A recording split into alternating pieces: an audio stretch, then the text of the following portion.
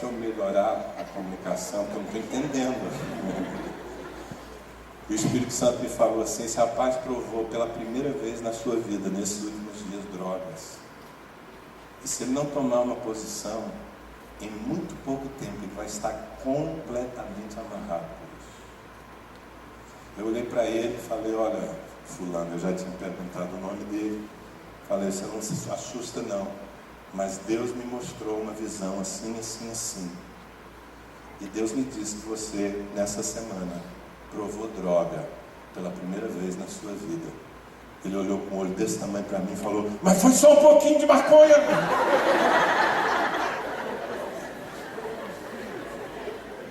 E a partir dali, eu tive 150 quilômetros de atenção daquele rapaz. Porque houve uma manifestação do Espírito Santo, porque havia uma unção sobre a minha vida, e a unção que estava sobre a minha vida não era a unção do pastor Danilo, era a unção do Espírito Santo que está disponível a cada um de vocês aqui. Você não precisa ter carteirinha de pastor para viver uma vida de unção. 150 quilômetros de atenção, porque houve uma manifestação sobrenatural. Quando esse rapaz desembarcou o carro na minha garagem, eu estava fazendo uma oração com ele, uma oração de entrega, e anotando o seu nome, o seu endereço, para passar a uma igreja em Uberaba onde ele vivia, para que ele fosse consolidado.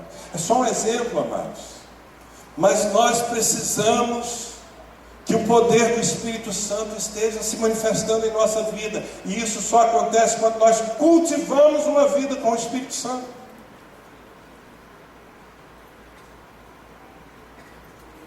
Escrita não com tinta, mas com o Espírito de Deus vivo. Amém? Amém.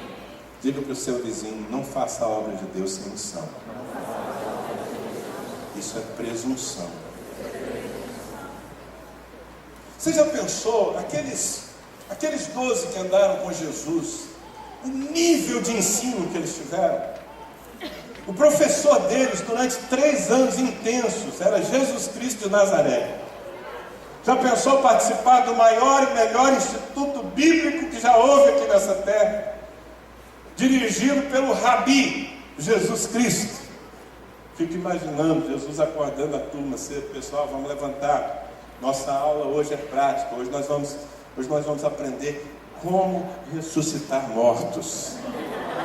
Pedro, saia pela rua, veja onde tem um velório para a gente ter a nossa aula. Eu me dou o direito de imaginar as coisas da Bíblia, não é? Eles viram tanta coisa, eles ouviram palavras. Jesus ministrava como quem tinha autoridade. Foram 3 anos intensos, em que eles acordaram e dormiram com Jesus. Aqueles caras estavam cheios do conhecimento.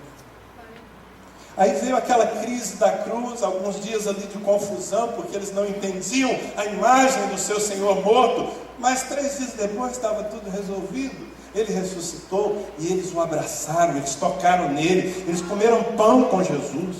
Amado, imagine a sede que esses homens tinham de espalhar as boas novas.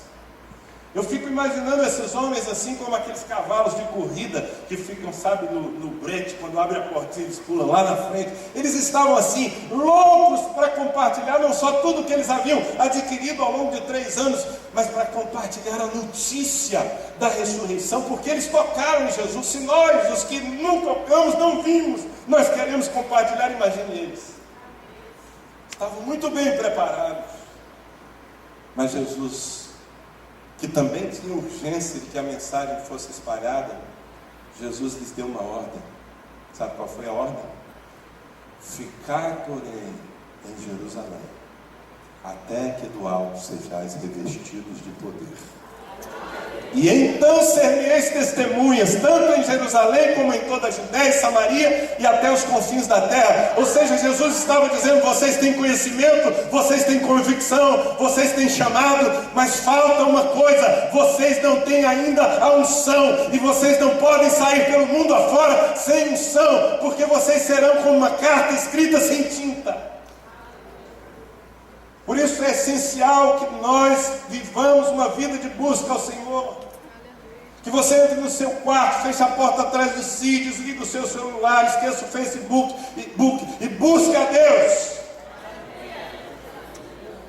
E cultive essa vida de unção.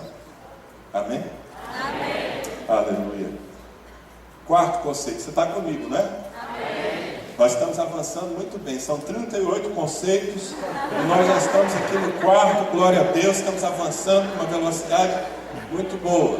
Não me deram nenhum horário para eu acabar, então eu estou... Calma, irmão, é brincadeira. Quarto conceito, compaixão. Você pode repetir? Compaixão.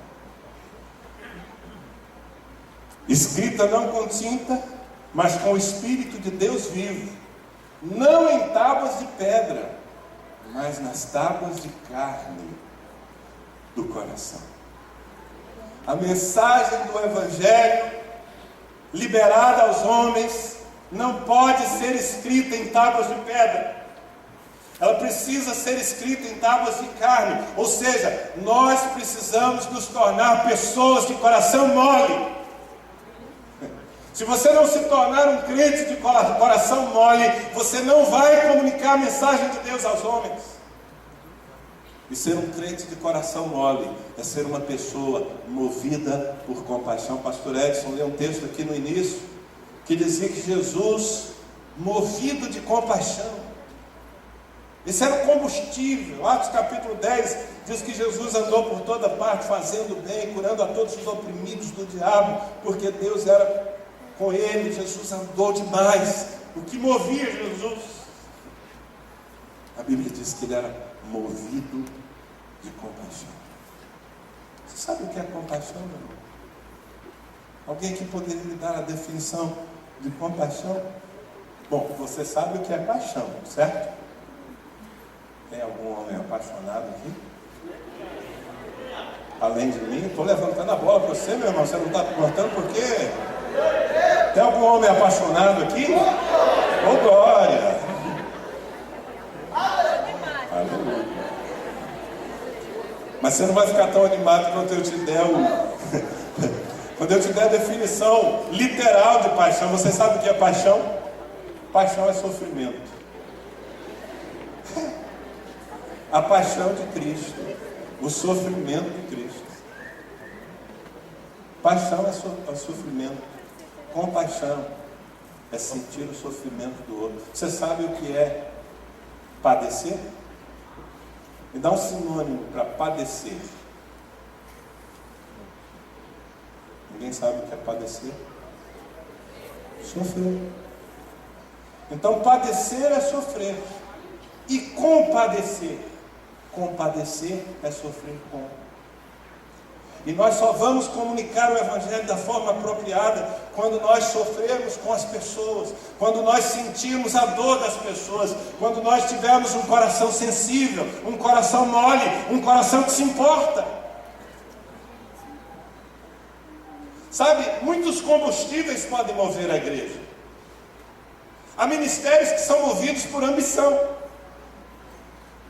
Para muitos líderes, a igreja precisa crescer. Mas não porque as pessoas estão perdidas, não porque Deus está sofrendo com a situação dos seus filhos perdidos, mas porque uma igreja grande significa poder financeiro, poder político, status. E muitos ministérios se movem por ambição. E eles conseguem ajudar muita gente, mas eles não conseguem manifestar o reino de Deus. Porque o reino de Deus se manifesta através do amor de Jesus Cristo. Nós precisamos amar as pessoas. Amém? Amém. Não em tábuas de pedra. Queridos, eu não sei vocês, mas muita gente na igreja tem um coração frio. Não se importa. E quando nós não nos importamos, nós vivemos um evangelho cínico. É o evangelho daquele sacerdote, daquele levita que saía do templo em direção a Jericó e que via uma pessoa morrendo à beira do caminho e passava de largo. porque não se importava, não sentia a dor do outro. Uns anos atrás eu conheci um homem, ele é um bispo lá em São Paulo, seu nome é Walter Ferraz. Um homem experiente na fé, muito usado por Deus, serve a Deus há muitos anos. E quando eu o conheci, ele estava vivendo o período mais difícil da sua vida. Ele tinha um filho, ele tinha, na verdade, tem vários filhos, mas o filho da sua velhice, o filho do seu coração, se chamava Samuel, teve câncer. 8 anos e o Samuel teve câncer. E o seu pai sempre foi usado por Deus, bispo Walter, no ministério de cura, de muitos milagres. Porém, ele orou pelo Samuel tantas vezes, ele levou todos os homens de Deus que ele conhecia com o ministério de libertação e de cura para orarem pelo seu filho. E depois de mais ou menos 1 ano sofrendo com aquela enfermidade, aquele garoto, 8 anos, faleceu. E quando eu conheci esse homem, ele estava no luto dessa perda. Ele estava completamente desnorteado, desestimulado, deprimido, não sabia o que fazer da sua vida nem do seu ministério. Não tinha mais coragem de orar pelos enfermos, porque ele se sentia sem autoridade. Não sabia para onde levar a sua igreja. Nós começamos a nos relacionar. Ele começou a ir a Ribeirão Preto com constância.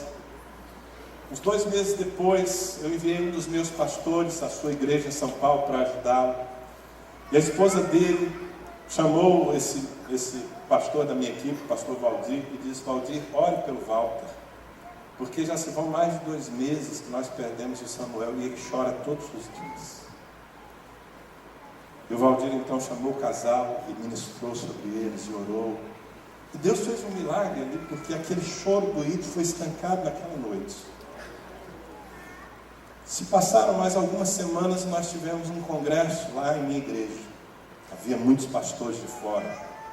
E houve um momento em que nós chamamos os pastores assim para o altar. E havia dezenas deles ali. E num canto estava o bispo Walter. E o Espírito Santo me compungiu a me aproximar dele para orar com ele. Eu achava que era para orar por ele. Eu fui lá do lado dele, coloquei a mão sobre o seu ombro para orar com ele. E quando eu ia começar a orar, Deus me trouxe uma palavra profética. Aquela palavra profética foi muito pesada. Porque Deus disse àquele ancião, Deus disse assim para ele: eu tirei o teu filho, o filho a quem tu amavas, eu quis para mim.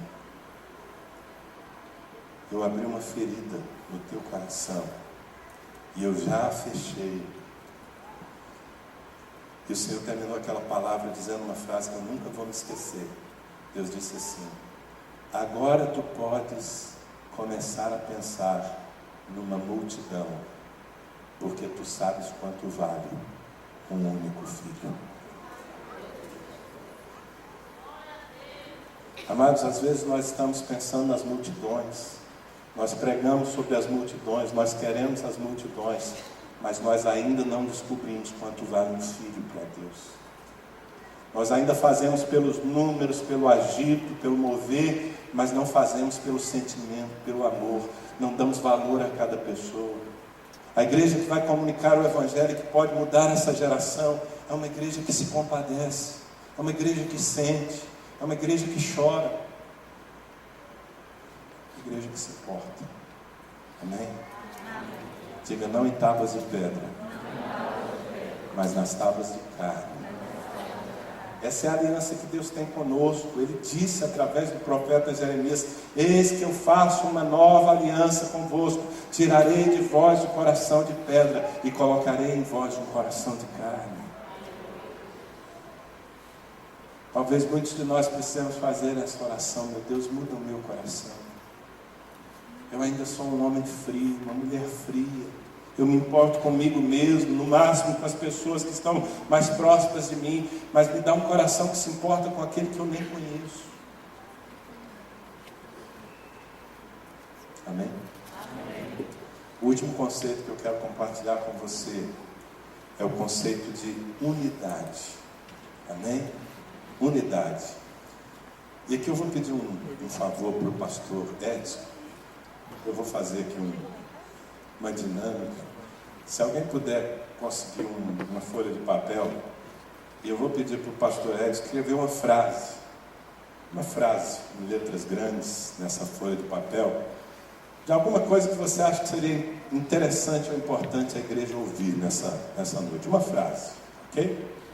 Capricha aí, pode ser o começo do seu próximo livro.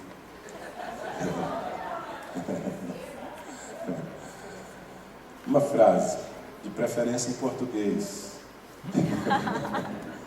E você segura a sua curiosidade aí, deixa o pastor trabalhar, porque enquanto isso eu falo um pouco com você sobre unidade. Por que esse conceito de unidade está no texto? Porque o texto não diz que nós somos as cartas de Cristo. O texto diz que nós somos a carta.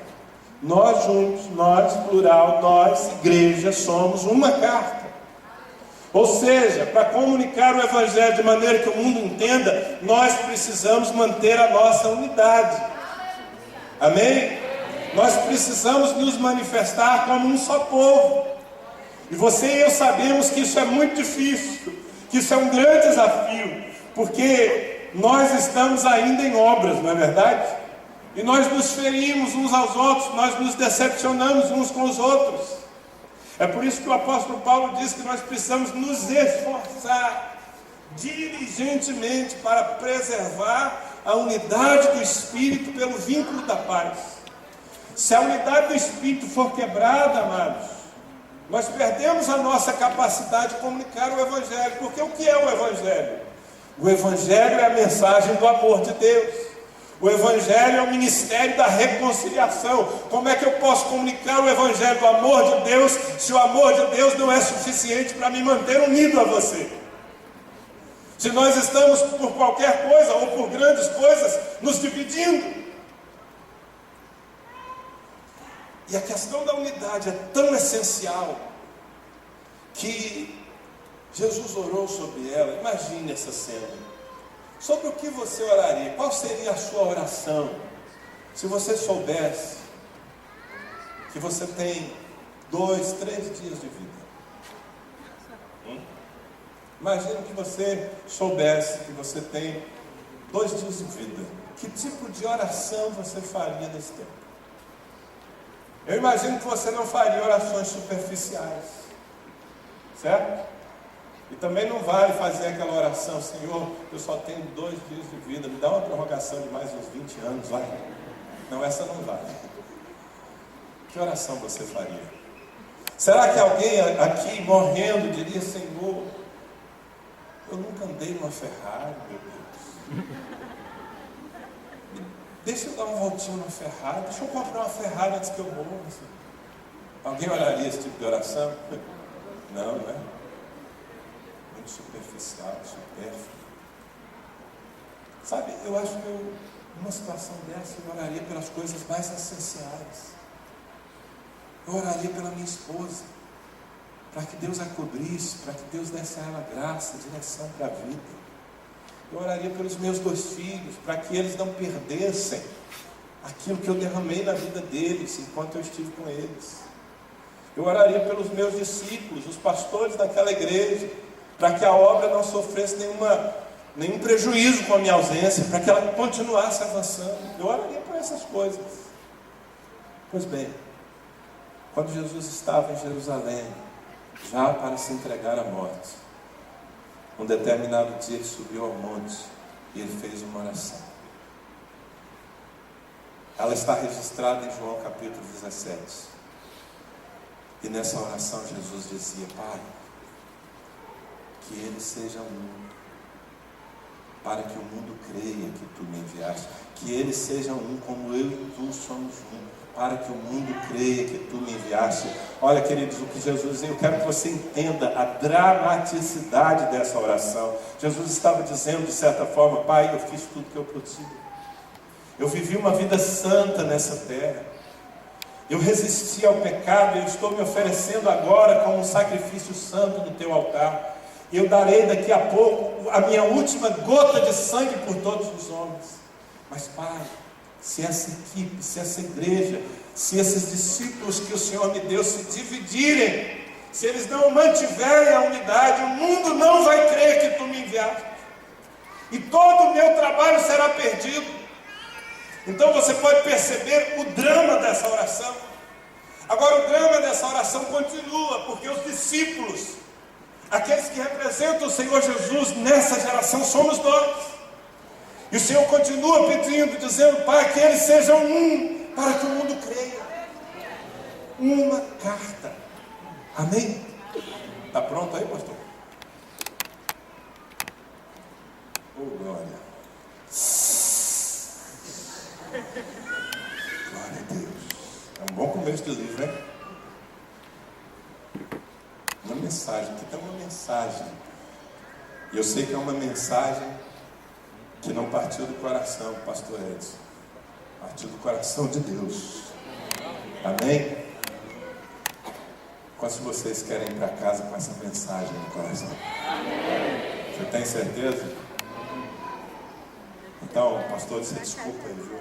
Mas é necessário fazer isso.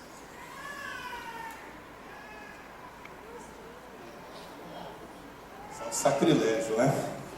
Irmãos, orem por mim. Eu estou cometendo aqui um pecado grosseiro.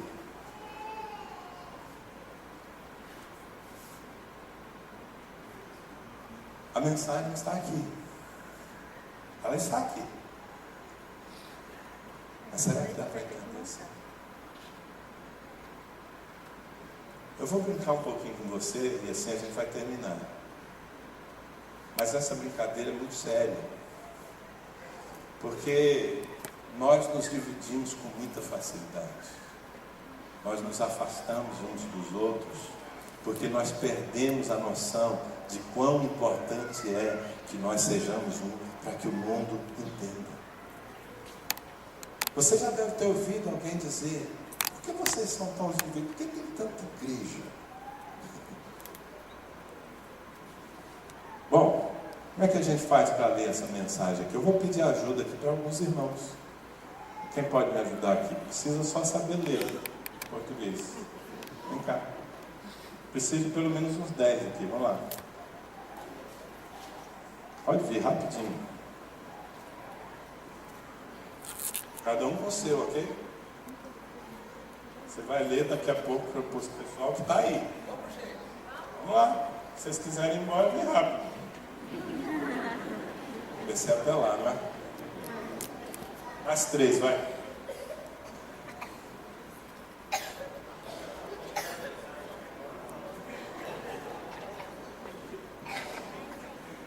Quem vai ler isso aqui? Pastor.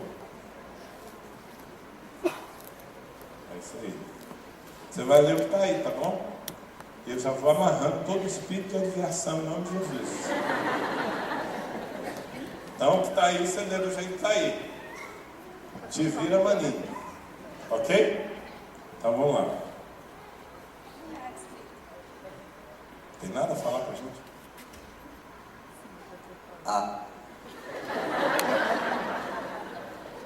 Profundo, né, irmãos? Olha, eu nunca ouvi um negócio tão profundo como esse. Irmão, depois você me dá o seu nome. Vai bater uma foto contigo. Nada. Está escrito nada aí? Ah, não, não está escrito.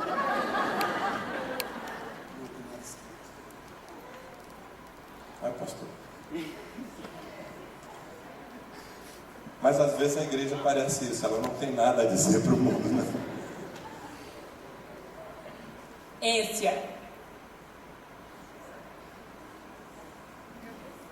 Obediência, amor. Ó, aqui já dá para uma mensagem boa, né?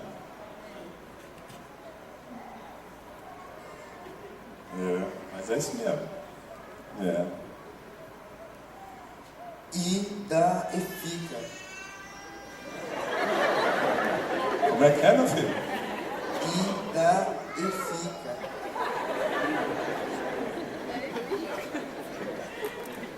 Pastor, se o senhor tem alguma coisa a dizer? Nada escrito. Vamos embora, né, irmão? Já foi lida a mensagem. Está tudo aí. Podemos orar ir para casa. Você vai para casa sem entender nada. O pastor Edson vai para casa frustrado, porque ele caprichou tanto e ninguém entendeu nada. Agora, eu estou brincando com você aqui, mas isso ilustra muito bem a igreja que se divide. A igreja que não preserva a unidade do Espírito pelo vínculo da paz. A igreja que não vive o amor e o perdão de Deus e que quer comunicar lá fora o amor e o perdão de Deus. Essa igreja não tem coesão, não tem autoridade, não tem clareza. Ninguém entende. A mensagem está na igreja, mas os homens não entendem. Para que você não morra de curiosidade, não é verdade? Eu vou permitir que esses irmãos façam ali no púlpito o exercício de montar o quebra-cabeça. Pode ser? Ali, ó, usa o púlpito e monta o quebra-cabeça e vocês orem por eles, inclusive com línguas estranhas, porque isso não é fácil não. Se bobear, eles começam a brigar para ver quem está liderando a equipe.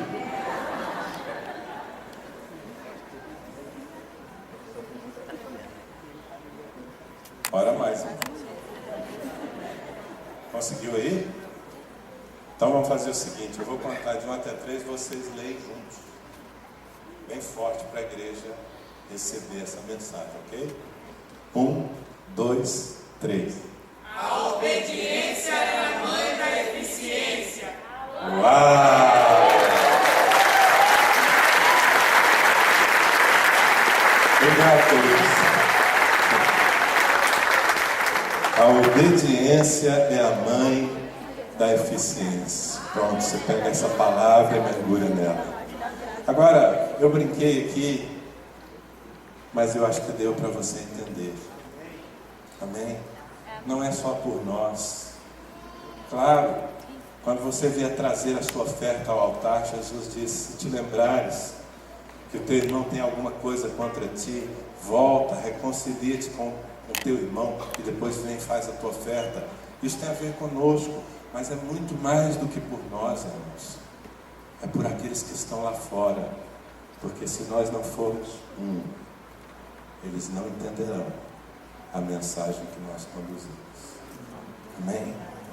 Amém, gente? Amém. Por favor, fique em pé. Diga responsabilidade, formação, unção, compaixão, unidade. Se esses conceitos entrarem em nós, Porto Seguro entenderá, Estado da Bahia entenderá, e os filhos de Deus serão resgatados. Você pode orar comigo, se o pessoal da música puder aqui me ajudar. Eu queria orar com você, eu queria na verdade que você orasse comigo, pedindo que Deus transforme essa pregação num desafio em nossas vidas. Amém? Feche seus olhos. Eu queria que você, por uns minutos apenas, que você imaginasse o desespero de alguém que está capturado e ameaçado de morte. É assim que você precisa ver as pessoas que estão lá fora. Gente que está nas mãos do diabo, mas que não foi feita para isso.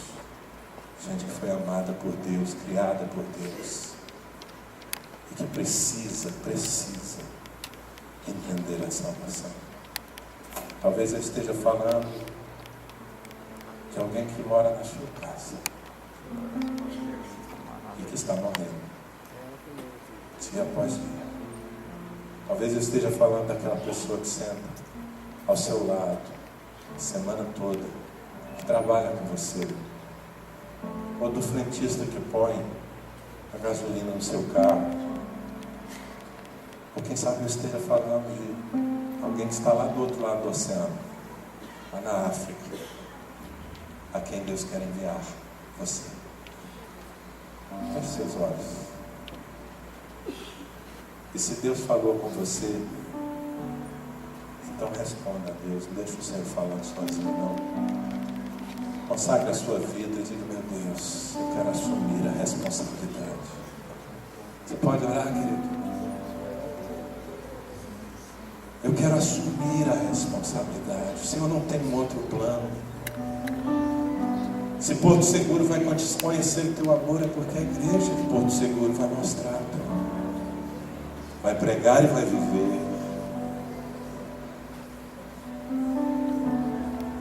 Eu vou pedir um pouco mais, eu vou pedir que você se junte a alguém, e que 2 a 2 nós comecemos a orar.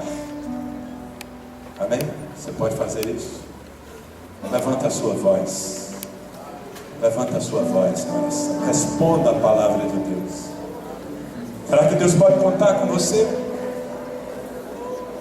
Quem sabe você tem que dizer: Deus, transforma-me num verdadeiro discípulo. Eu nunca deixei ninguém me produzir.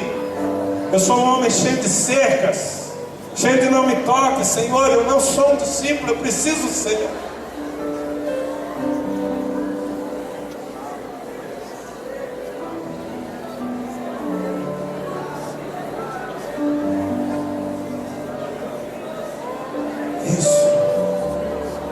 Peça um novo coração.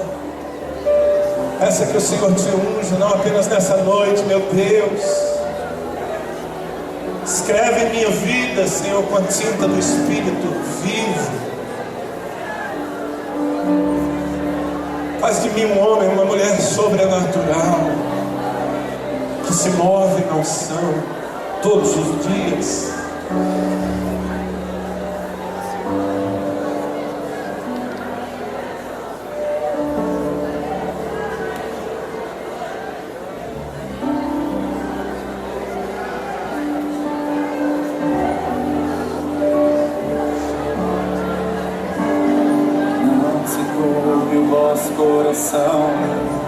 Crede em Deus e também em mim. A casa de meu pai há muitas moradas. Ore, ore, ore. Se não fosse assim, eu não teria dito: vou preparar-vos um lugar. Eu virei, vos levarei para mim mesmo. Pense em Deus falando isso para aqueles filhos perdidos. O caminho para onde eu vou. Eu sou o caminho, na verdade, a vida. Ninguém vem ao Pai a não ser por mim. Em verdade eu vos digo, porque eu vou para o Pai. Mas aquele que crê em mim, obras maiores fará. Ore pela sua família, ore por essa cidade, ore por esse estado, ore pela nossa nação. Diga: Deus, envia-nos, Senhor.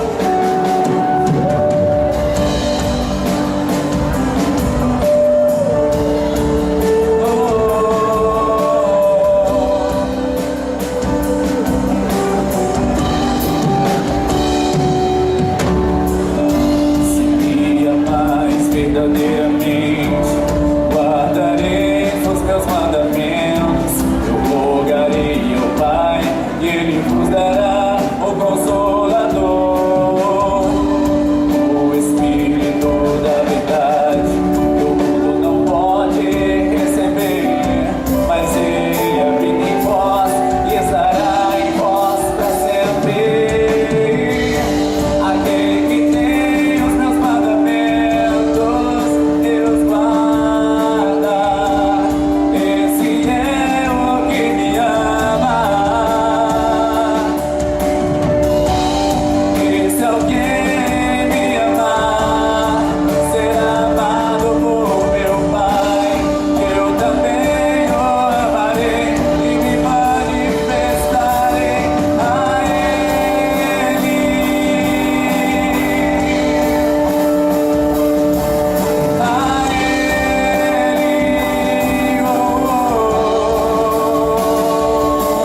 Eu me manifestarei a Ele.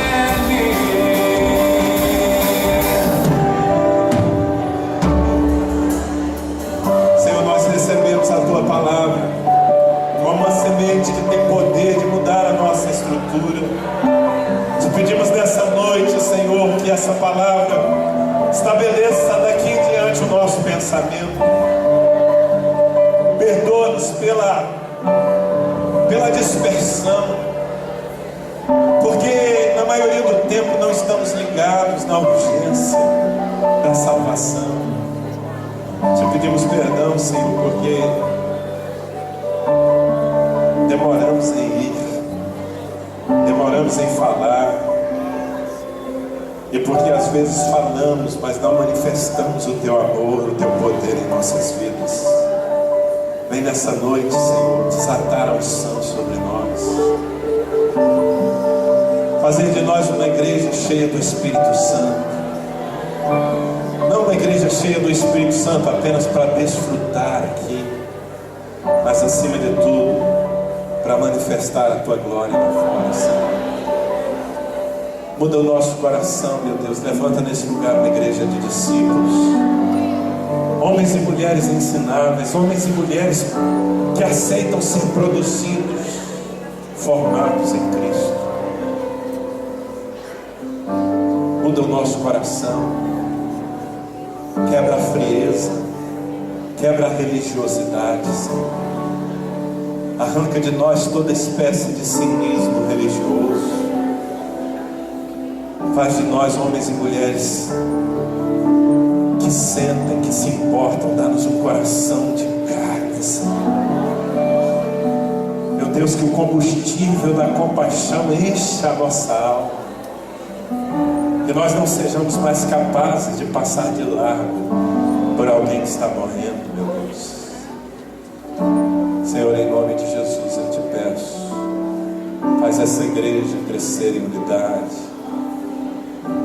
Faz a igreja dessa cidade crescer em unidade, Senhor. Das cidades que nós representamos aqui, meu Deus. Perdoa as nossas divisões. Perdoa, Senhor, porque por motivos tão banais nós rasgamos a carta e o mundo não entende o Teu amor, Senhor. Meu Deus, faz uma obra nesses próximos anos de unidade da igreja no Brasil. Faz cair por terra o orgulho religioso que nos divide, Senhor. Meu Deus, se levanta-nos para que nós possamos resgatar milhões e milhões que estão no corredor da morte, porque nós somos o único plano que o Senhor tem, e nós reconhecemos isso em nome de Jesus. Diga comigo, porque já é manifesto que vós sois a carta de Cristo, produzida pelo nosso ministério e escrita, não com tinta, mas com o Espírito de Deus vivo, não em tábuas de pedra, mas nas tábuas de carne do coração. Dê um aplauso ao Senhor.